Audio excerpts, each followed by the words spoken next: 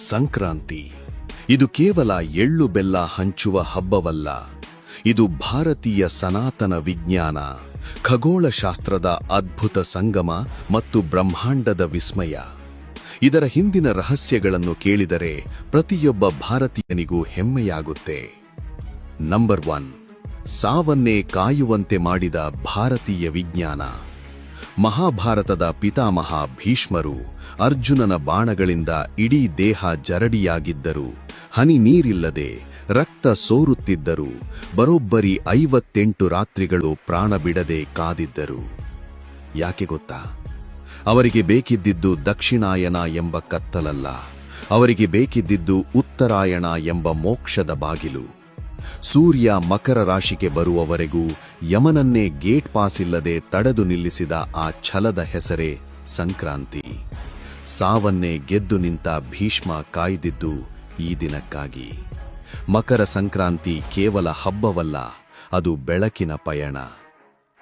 Number 2, ಇದು ಜಗತ್ತಿನ ಏಕೈಕ ಸೈಂಟಿಫಿಕ್ ಹಬ್ಬ. ಬೇರೆ ಹಬ್ಬಗಳಂತೆ ಇದರ ದಿನಾಂಕ ಬದಲಾಗಲ್ಲ.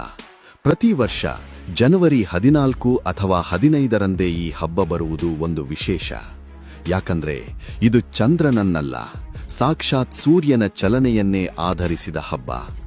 ಸಾವಿರಾರು ವರ್ಷಗಳ ಹಿಂದೆಯೇ ಟೆಲಿಸ್ಕೋಪ್ ಇಲ್ಲದ ಕಾಲದಲ್ಲೇ ಸೂರ್ಯನ ನಡೆಯರಿತಿದ್ದ ನಮ್ಮ ಋಷಿಮುನಿಗಳ ವಿಜ್ಞಾನಕ್ಕೆ ಒಂದು ಸಲಾಂ ಹೇಳಲೇಬೇಕು.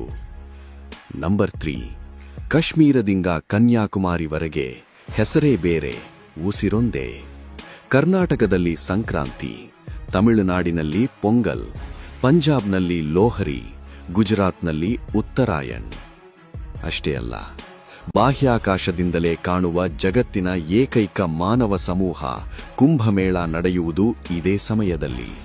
ಮತ್ತು ಕೋಟ್ಯಾಂತರ ಭಕ್ತರು ಕಾಯುವ ಶಬರಿಮಲೆಯ ಮಕರ ಜ್ಯೋತಿ ದರ್ಶನವಾಗುವುದು ಇದೇ ಪುಣ್ಯಕಾಲದಲ್ಲಿ. ಲಾಸ್ಟ್ 1, ಎಳ್ಳು ಬೆಲ್ಲದ ರಹಸ್ಯ. ನಾವು ಎಳ್ಳು ಬೆಲ್ಲ ತಿನ್ನುವುದು ಕೇವಲ ರುಚಿಗಲ್ಲ, ಇದು ಚಳಿಗಾಲಕ್ಕೆ ದೇಹಕ್ಕೆ ಉಷ್ಣತೆ ನೀಡುವ ನ್ಯಾಚುರಲ್ ಇಮ್ಯುನಿಟಿ ಬೂಸ್ಟರ್.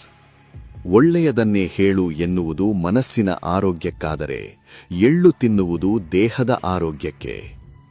ಬನ್ನಿ, ಕತ್ತಲಿಂದ ಬೆಳಕಿನೆಡೆಗೆ, ಅಜ್ಞಾನದಿಂದ ಸುಜ್ಞಾನದ ಕಡೆಗೆ ನಡೆಯೋಣ. ಇದು ನಮ್ಮ ಸಂಸ್ಕೃತಿ, ನಮ್ಮ ಹೆಮ್ಮೆ. ಎಲ್ಲರಿಗೂ ಮಕರ ಸಂಕ್ರಾಂತಿ ಹಬ್ಬದ ಹಾರ್ದಿಕ ಶುಭಾಶಯಗಳು.